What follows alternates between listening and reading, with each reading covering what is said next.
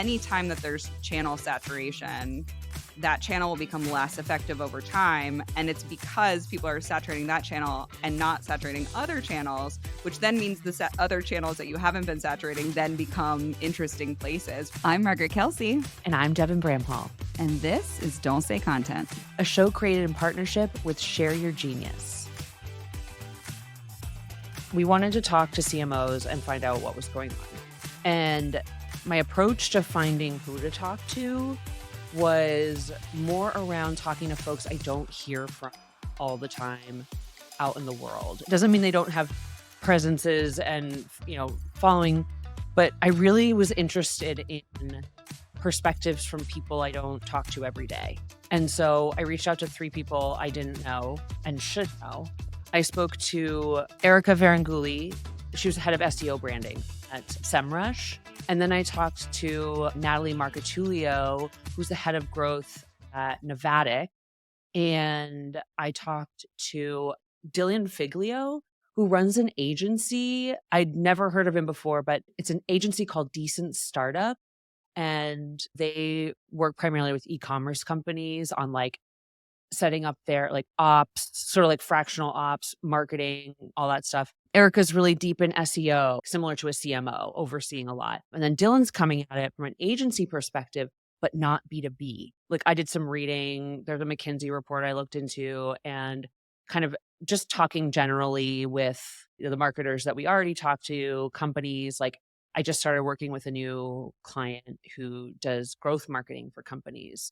So hearing about it from the sort of paid media and SEO and RevOps standpoint. So there were no big reveals. So if you want to just stop listening now, you can, because you haven't. No, I'm kidding. No, I think that if there's no big reveals, it's then the messages, we're all in it together. This is what's happening. And I think that's exactly what, and let me make sure I had the right person that said this. Oh, it was Natalie. She was talking about the fact of, especially as leads go down, it's easy to be oh my God, our leads are going down or our leads aren't growing. And oh, that's big and scary. And she was talking about talking with other CEOs and CMOs and realizing it's a market level problem. And so I think that there is some insight into the fact of yes, maybe there's no big reveals, but it's also, you're not crazy. This is happening to everyone right now.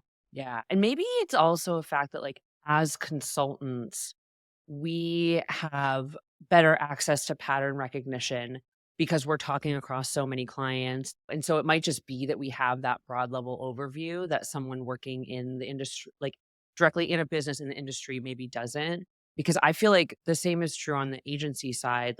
When I talk to these agency CEOs, they think they're uniquely doing something wrong all of a sudden, that their product is no longer useful. And I think the mistake a lot of them are making is pivoting. They're considering pivoting the company or launching a new product. And I'm whoa, whoa, whoa, whoa, whoa. Hold on a second.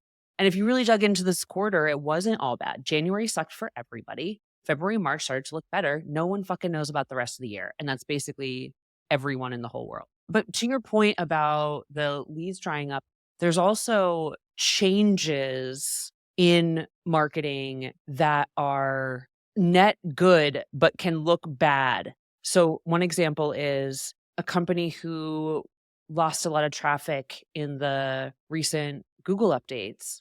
But actually, this agency I'm working for, when they broke the numbers down, they're your leads are actually higher, and we predict they're going to grow this year if you don't do anything at all. And your revenue is growing too. So the 2 bottom line metrics that they really want to hit, that traffic they see, because it used to be this really sort of a correlation between traffic and leads, right? You could say, okay, if we grow traffic by this much based on our conversion rate, right? But that's not, with these updates, it was basically getting rid of a lot of irrelevant traffic. And so it's actually net positive. But if you're not looking at the data appropriately, you're oh no, traffic is down. It's okay, bye bitch. We are done with you anyway. Yeah. And I think that's a really interesting thing that I think Erica was talking about, is this idea of if everyone's doing a similar approach and everyone's hopping on the same bandwagon and have been over the last few years, I think it is hard to parse that out of oh, we're measuring all these metrics because we've always measured these metrics because there's always been a correlation. But if something changes and there's not a correlation anymore, if everyone's kind of doing the same playbook, it's really challenging to break them out of that or to do that education of it actually doesn't matter if traffic goes down, if leads and revenue are trending in the right direction. And maybe we've always said that there's a correlation here, but something's changing right now. Yeah, and that was something in the McKinsey report that was interesting because they had gone out and interviewed a bunch of Fortune 500, Fortune 250 CEOs and CMOs because they're trying to answer the same question we've been asking, which is what's up with this relationship? What's broken?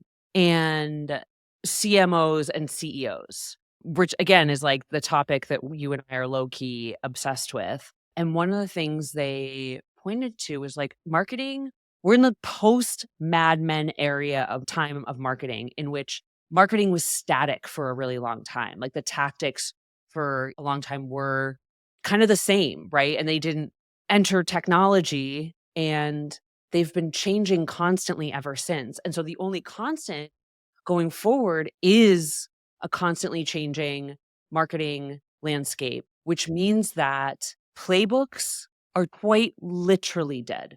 This isn't just like me railing against playbook, but I'm like, they are not the way to go anymore. There isn't an out of the box solution. And thank goodness, because it's a lot easier now to get the data you need to make creative decisions, conduct experiments, and find your unique opportunity. Yeah.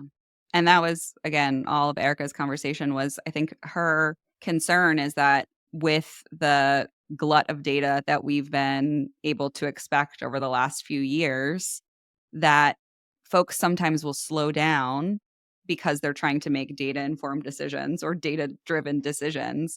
And she had a really interesting point of like, we can't do everything based on data, right? And marketing, especially as an organization, should not have to make every single decision based on data. If anything, that will slow you down because it's only historically looking, it's not future looking. And so I think there's an interesting thing here about yes, data isn't inherently bad. It's not, don't make any decisions based on data. But there's a really interesting executive conversation to be had around what do we need to have and how much data do we need to have.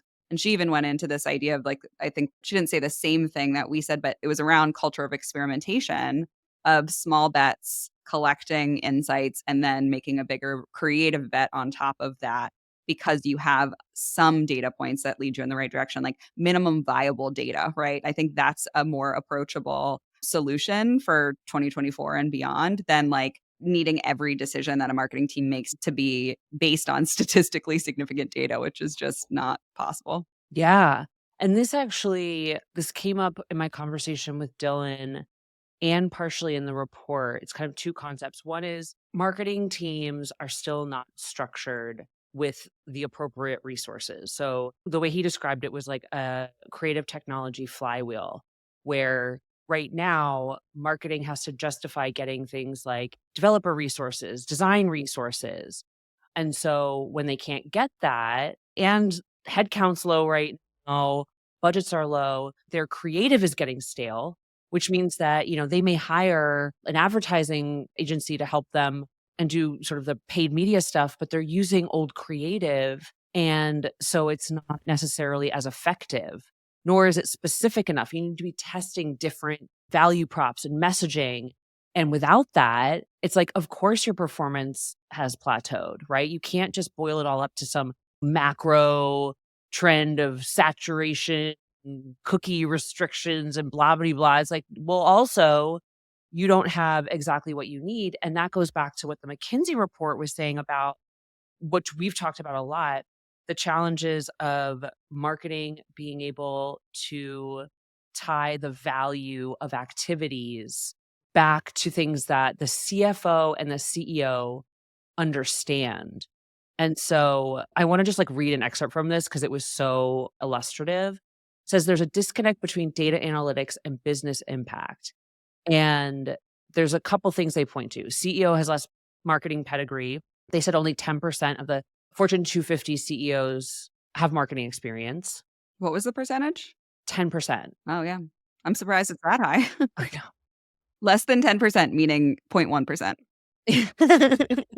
Then you add to that the technology that is both giving us additional channels in which to market in and measure them. But because a customer has such a bigger island of experiences, it's not just a few tactics that you're trying to try together, it's many, some of which are invisible. It's harder to kind of like tell that story and connect all the dots, which means that it isn't just something that communicating impact isn't just coming on the CMO. The CEO and CFO need to understand those measurement systems too, so that they know, hey, when I cut budget, what does that mean? When I invest in marketing, what does that mean? And how can I tie those activities to outcomes?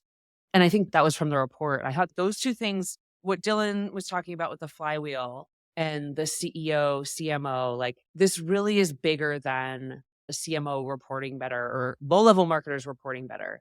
Because the other thing was there was some statistic in there about the number of CMOs that are actually have a seat at the C suite. It was crazy low. So that they're basically, even at these huge corporations, CMOs are being delivered objectives that they're expected to execute on, but they should be the one working with the C suite to craft those objectives. Absolutely. Absolutely. And I mean, I look back at my notes the entire time. Erica was saying it's marketing's job to challenge the perception of the people that they're talking to. And that includes executive leadership. And I like literally wrote it down as a quote because I was like, such an important mindset shift of I am not like being bad. I'm not being difficult. I'm not being, or this isn't a battle. It is my job as a marketer to change people's perceptions about things, about the product I'm marketing, about the services I'm marketing, or to my executive leadership about the work that I'm doing. And that is a piece of my work. And I loved hearing that come out of her mouth because I was like, yes, it is about changing perceptions, right? Changing perceptions and influencing behavior, I think. But specifically, changing perceptions is the thing you have to do before you can influence behavior. And I loved hearing that come out of her mouth. Yeah. And we really saw that firsthand, or I've seen that firsthand over years through animals and the agencies I work with now, where, they get these, even working with the CMO is in many cases battling. They're like, I know this one thing we need from you isn't important. And that I get you are trying to lead us to water. You're trying to get us to focus on the right thing. And if they don't have that credibility among the C-suite and they're in a position of power, the power that their title should give them already, it's like it's kind of not their fault. So then it gets pushed down to the team, and the team's like, I don't get why we're doing this, and so you can start to see the multiple levels of discontent and why there's still a lot of animosity between varying levels of folks on the marketing team. I think in a lot of cases it's starting from the top. Not always. Some managers just suck too. Yeah. So But and to dive really deep down, I was talking to a content writer, content marketer earlier today, and I was telling her, I'm like, I can tell whether or not a marketing team is having fun based on their public facing copy and creative that they create. I can tell. I can tell whether that marketing team is happy or not or having fun or not. And so what you're also thinking, like what you're also alluding to is that if CMOs don't have a seat at the table and are not making these choices and it's delivered to them and then it's delivered down in the team to execute. And to your point, there's like, should we even be doing this? Why are we doing this? What are we doing? It creates a culture and an environment where they're going to not be playful because they don't think that they have the room to play and to be creative. And that shows up in your copy and in your creatives and in your marketing in a way that then makes your customers not care, right? And so I think the biggest indicator of getting customers or prospects to care is having a marketing team that cares, and they have to feel empowered in the work that they do, right? It's not just like checking a box, it's not like just turning a dial. It's the passion and the energy flows through the marketing team to your target audience, and it's either contagious or it isn't. yeah. And also to that point, do they have energy is one, but what about those who have the energy but don't have the resources? So now their energy is just it can't disseminate, right? They can't get it out there. And so it's just pent up, which ends up Versus completely zaps your energy too, right? Like, even if you're a good creative person that cares, not having enough resources and feeling like your hair is always on fire means that you're not gonna have the time to be playful or creative. obviously a lot of marketers feel that way right now because of headcount that got slashed. Now, again, some of that headcount made sense. Marketing teams got over segmented and bloated, and that wasn't working either. But the response, like that's just a pendulum swinging from one extreme to the other. What you want is the pendulum swinging in like a little bit in the middle, right? And so it's never going to be perfectly in balance. It's never full executive thrash. It's just a nice swing on a swing. I wish. So there was another thing that Dylan brought up that I thought was like something that I probably encounter more because a lot of agencies' blocker to growth is infrastructure because they're a service based business. But he called this out for SaaS companies too. And he's talking about this whole idea of headcount. He's like, all right, I feel bad for CMOs and I feel bad for marketing managers right now, right? Because they have no headcount budget, but they have $250,000 to spend on paid. And it's like, okay, that's fine. But if those paid campaigns on Facebook need different creative in order to learn if they're even it's not just about having the money to put the ad out. It's like you need the creative for the ad. And so it's like if you're sending them to an old landing page or the messaging has already been tested before, it's like that doesn't make any sense either. And it's also short-sighted. So he's talking about like the decision is being made to pass the dollars to the advertiser to hit 1 million per month rather than solidifying the team that can get you to 50 million or 10 or 50 million in a month. You know what I mean? And so it's like, again, I feel like that panic reaction to change that is so common among these executives who I'm pretty sure his job it is to be more balanced. And it's just like, it's compromising long term. It's like those companies that invest in marketing when shit's going south and like you look at 3 years down the line and they're crushing everybody else. Yeah, because I think you have to be a little contrarian. If everyone is restricting investing in marketing, that might be the time to invest in marketing and take over. But to your point, Natalie brought that up too, is like the biggest challenge is that nobody has time right now. There's this bandwidth constraint. And even if somebody knows that it's a good idea and that it would produce ROI, there's literally like this, well, I can't have somebody on my team do something else, or like I can't take that on, or I'm, juggling all these other things. And so I feel like it used to be all you had to do, even as a marketer selling something, is just like make a good case that it was a good idea and would produce ROI. And it sounds like right now you have to go beyond that in some sort of way and find the thing that's actually going to convince somebody, because it's not enough to just be like, hey, buy this product or adopt this thing. It's a good idea and you're going to have ROI. Like there's something beyond that now of like, and here's how to actually find the resources to implement it or do it, or I don't know. I mean, no wonder why MarTech companies are having a very bad time because there's no one on the team. They might need that tool, but there's no one on the team to set it up. Yeah. Or even use it. And so, you've got this like sort of built in inefficiency and you start to see how it's trickling into all these different like segments of the industry pretty easily, especially on the marketing side. Dylan had an interesting perspective. I asked him, it's sort of your like Hail Mary question, like, what are you surprised by? Just to try to dig something out that you didn't know. And he said that he's been surprised by the amount of companies still chasing top line dollars, high fast growth with the hope of IPO. And he's like, not only it's difficult to get money right now, and we haven't exactly had a recent positive outcome from IPOs, it's like it hasn't been a rosy story. And he said, I'm surprised by how many businesses where we have to say to them, stop looking at gross revenue. I'm not going to have my advertisers look at gross revenue. It's not a reality of the way that the business is running. We need to look at net revenue, and we need to look at revenue at return on investment based on net revenue dollars.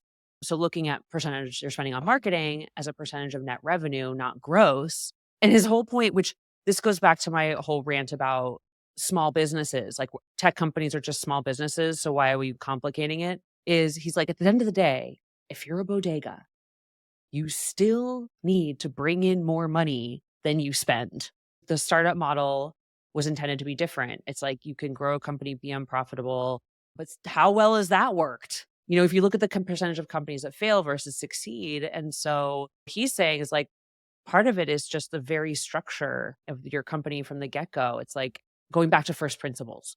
Yeah, and I think it's interesting because there's been such a flip-flop of advice on that over the last couple years, but it is a conscious choice that you have to make as you're building a company over, am I going to go this super high growth, not worried about profitability, and be at risk of not being able to raise additional rounds of funding versus do I raise just enough or nothing at all and bootstrap and, continue to grow profitably. And I think that the fear is that it's easier to create a software startup than ever before. So there's more popping up all of the time. And I do think that there's like that threat of market urgency over like win or lose kind of thing. But it's so funny. And I know we've talked about this before, but even the clients that I'm advising have completely flipped over the last year and a half or so that I've been advising from mostly VC back to mostly bootstrapped and profitable. That's a very small percentage. It's a very small like data point, but it is interesting that I don't know if it's survivorship bias or whatever it is, but there are lots of companies these days because it's easier to start a software startup than ever before that are taking the bootstrapped profitability route, and those might be the ones that actually stick around and then eventually have IPOs.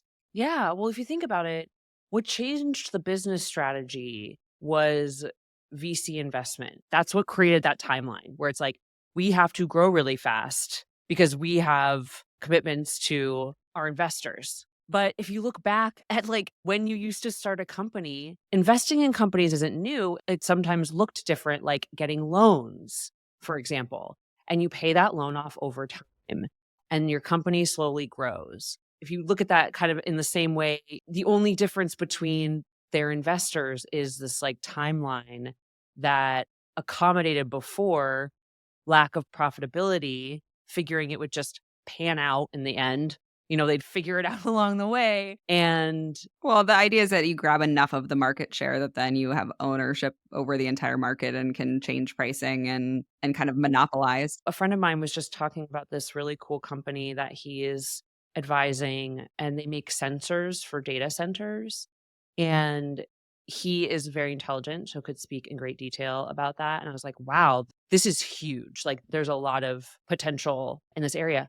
There's already three people, there's already three companies. And I was like, this sounds new to me. Like, I can see the case more now for that slower growth because I don't know, like, what market is there left to like capture and lead the way on? And especially to your point that if you can create a software business that easily, then even if you are first to market, it might be the second guy that overtakes you. So like, what is that advantage really? I have no personal history with that. I should speak carefully because I don't know if there's the actual statistic about it. But there's definitely plenty enough stories of it not being the first person to market, but the person in subsequent that can kind of watch the first to market kind of grow and mess up and then take their own direction and take off really quickly. And so, yeah, it's not even about being first to market. And I love that because I think that's a big blocker for people who have creative new ideas. And to your point, even agencies, like how many agencies there are in the world that serve the exact same thing, right? But agencies are less scalable inherently than software. I mean, perfect example. I had a company, an agency ask me recently, should we get into content? I was like, no, don't. I said, the margins aren't nearly as good as the type of stuff that you're serving as a marketing product. And, I think if you look at the most recent Google update, whoever the guy is on Twitter, or the Google guy on Twitter who always like comes out and like talks to the whole Twitter community about it in a very long thread. And this time he was like, please, for the love of God, I'm begging you, stop creating content for Google and create it for your customer instead. What was bizarre was watching these SEOs come in and ask questions that blatantly ignored what he said. They're like, well, so what if we do, what if we, and then he's like, no, focus it on your customer. And he even called out long form content. He said, not all customers need long form content. So if you're creating content because you think we like it and your customers don't, You are not going to see results from that. Okay, let me pull up an anonymous text conversation because I won't tell you who this is because I don't want there to be any indication of what company it was or whatever. But I just want to read this. This was last night and it's just so funny because it was so perfect. She actually mentioned our Audacity episode and she goes, I have zero energy to continue to educate people on why 5 blog posts isn't a campaign strategy. And I was like laughing and told her a story. And then she goes, why is the default in 2024 a blog post? 4 question marks. She goes, today we had a campaign kickoff meeting that was literally 5 blog posts and a bunch of ebooks. And I asked if anyone thought our target audience executives read blog posts. The answer was no. I want to buy her drinks and give her a hug.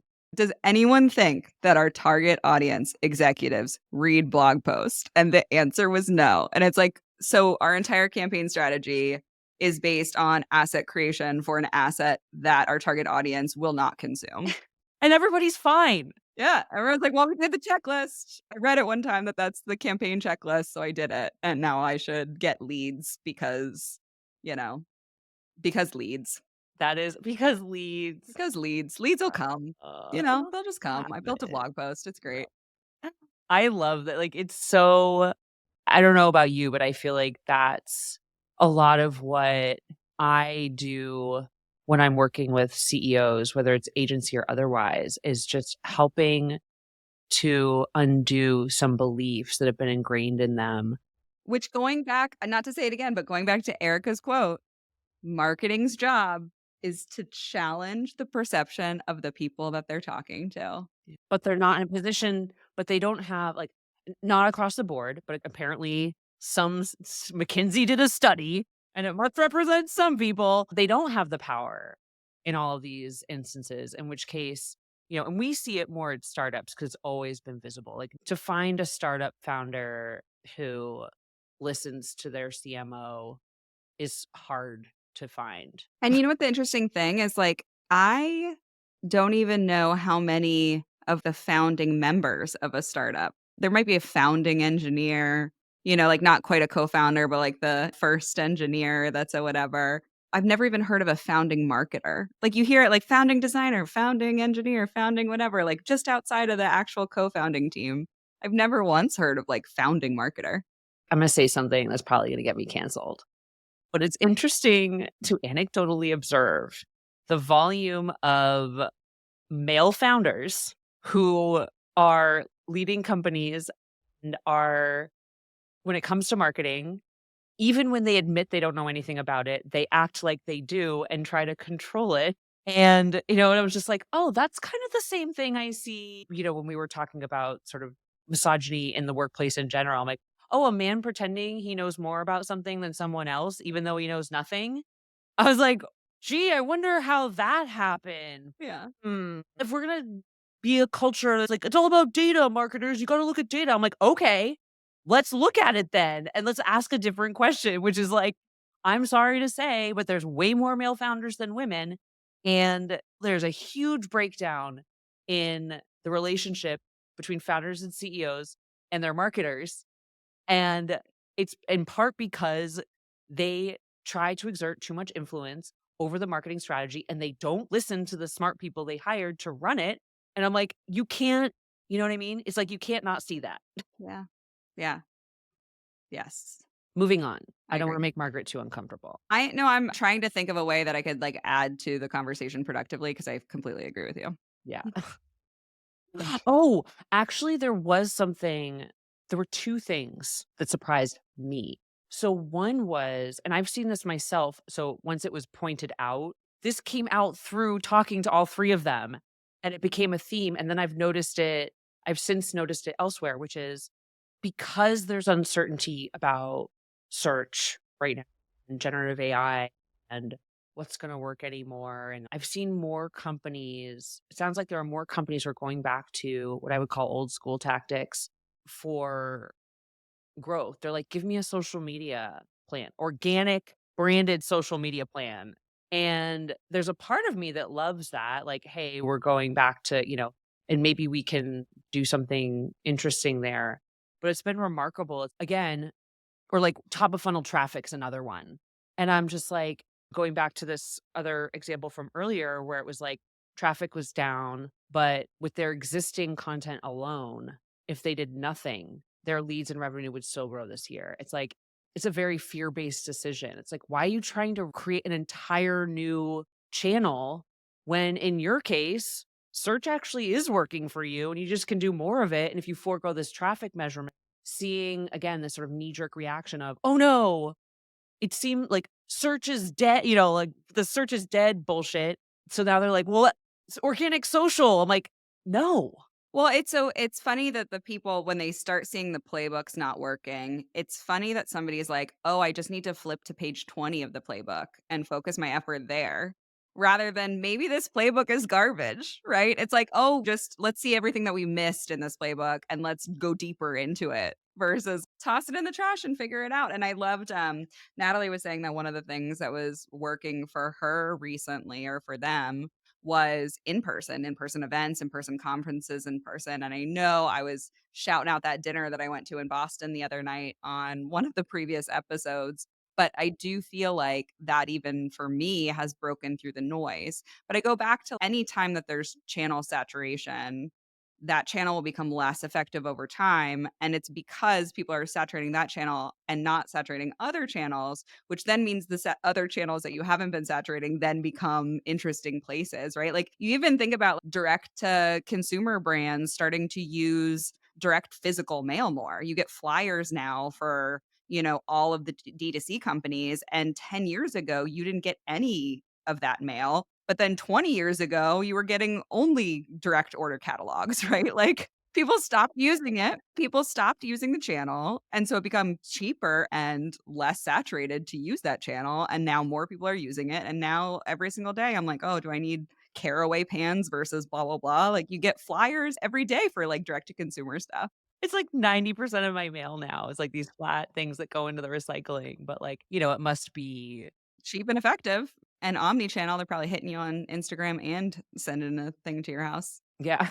Like, thanks for all this paper. Can you just save a tree instead? Yeah. There was so much in here that I wanted to share. One thing that I wrote down that Erica had said that I thought was so aligned to everything that we talk about was she was saying that with this like bandwagon jumping, that seems to be what marketers have been doing recently. If you jump to like, oh, it's actually, ABM and it's actually dark social and it's actually blah, blah, blah. Like everything that's popular and kind of part of the lexicon is where people jump.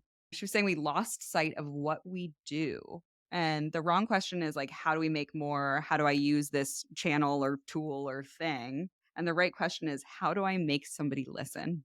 And I loved it. It was like going back to first principles, going back to what are we all doing here, going back to like, do executives read blog posts? Like, I think that that's a nice summary of like when it's always bandwagon hopping and always like, how do I game the system? How do I make more? How do I blah, blah, blah? How do I get somebody to listen? And I love being centered on that idea, especially with her other thing where it's your job to challenge perceptions. It's your Yeah. job to get somebody to listen. Yep. I love that too. I'm like, I feel like it was like a very grounding thing to hear. It's like the agitation comes from the lack of originality and approach where it's like, we should be using HubSpot. We should be using AI or we should be doing organic social or like, what is your objective? What would you like? Right. And it's like, I want revenue. It is my job to figure out how to get people to listen and want to buy in. And it's like, go build the product. Go focus on your pricing strategy. Like whatever it is, just like go away. I was talking to a head of marketing who was at a company and they're currently bringing a product to market, trying to find who will pay for this product, right? They have a product, they've built a product, they're literally shopping it around on the market. And what I've told this person, especially because they're relatively new in their career, like not super new and green, but like haven't worked at too many companies, I said, okay, there are two different types of founders. One founder becomes obsessed with a target audience or target customer base and a problem that they have, and they will build whatever solution it is to solve that problem. And they're might be a great technologist, but they're not as in love with their technology or their solution and they'll just talk to the same customer base with the same problem and iterate until they find something that actually works for them. And that's how you bring them to market, right? Like it's there, it's in the market. I made it for the market. And the other one is this other version that I think we've had so many products come from this other place, which is I have an idea.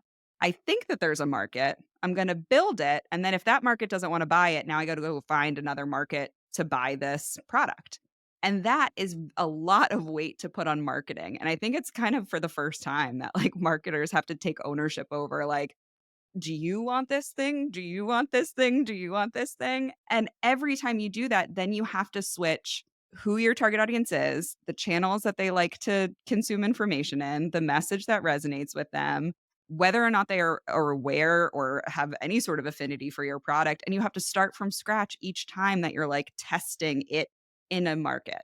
And so my advice was the more that you can, as you're looking for new opportunities or opportunities for jobs, is find the founder who's less protective of their solution or their technology and more obsessed with a problem space for a specific audience, because that's a much more fun way to market because you're not going to get burnt out trying to like recreate a whole marketing program, marketing machine every time that you're trying to ship it or shop it to a new piece of the market. Yeah. Or if you are the second category where you have a problem you think needs solving and you think you have the product to do that, bring your marketer in at the beginning when you're still developing and do all that testing as you're building. And then it's really fun because you're all on this discovery adventure together. And I think there is a way for that to work, but you need to bring your marketer in at the right time. And that's a similar use case for, I think, another category that's very similar to that second one, which is you are a little bit ahead of an emerging trend, building a media company, companies becoming media companies. That's something that is buzzy right now. But if you ask individuals, they don't really know what it means. And it doesn't mean that it's not of value. Of course, we're becoming a more media driven consumers. And because of the glories of AI, you can start from media and it can serve your written content, thus making strategies that start there more efficient in a lot of ways. That's another one where, again, like testing is really necessary. And if you're a company that comes in knowing you're starting a movement, I think that is exciting too, where like I was just talking to Anthony from Audience Plus, and that's what they're doing, right? They're trying to educate while they bring this through the product that they're bringing to market. And they're doing it in multiple different ways, including marketing. And so that's really cool because it's like built into their growth strategy and their business strategy. Then again, going back to what you were saying about you can tell when marketers are having a good time. I met with their marketing team we did. Oh my God, we were there together. Cause yeah, Ryan Baum was like, they're doing a conference quite literally across the street from my house. And you could tell they were having fun because we were having fun too. Like that conversation didn't feel like a business meeting. It felt like a bunch of friends hanging out. And again, that's where you see this thing working. I tried to like summarize all the takeaways from all these interviews, right? Into like, what is it? And I'm like, okay, playbooks aren't useful anymore, or old playbooks aren't useful anymore. They're the same sort of internal problems as before around communicating value to C-suite and having marketing positioned in a place of power, making fear-based responses around tactics instead of looking at like more deeply at what is working. I And would say hide fear-based decisions under the guise of needing more data to do something bold. I'm like merging a couple things together where it's definitely fear-based, it's definitely let's pull back, it's definitely let's do what has worked before under the assumption that we don't have enough data to do anything differently. And I wrote this down. Erica was saying like logic versus boldness or making decisions based on logic and a little bit of boldness because boldness is differentiation. And this goes back to what I've been saying, which is as software becomes a commodity, commodities compete on brand, brands compete on differentiation. Like you have to be different in your brand in order to compete. And if your product is the same as 20 other products, the way that you're going to compete is your brand. yep, yes. Boom. Boom. Okay, y'all, that's a wrap. Thank you, as always, for listening. We'll be back next week. And just remember, you're doing great. You're doing great. 30% of you are doing great.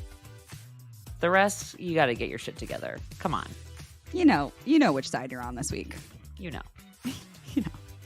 See you next week. Bye. Bye.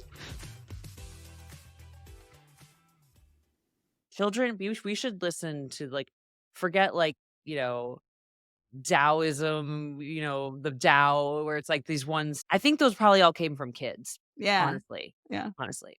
Yeah. Um, Although he also called me a stinky hot dog, so let's not listen to kids fully. oh, you little stinky hot dog. It wasn't nice. It wasn't cute. It wasn't endearing. It was mean. It was at a feat of anger that I was called a stinky hot dog. Yeah. It's a sick burn, honestly. I'm gonna keep it in my back pocket for somebody that I get in a fight with.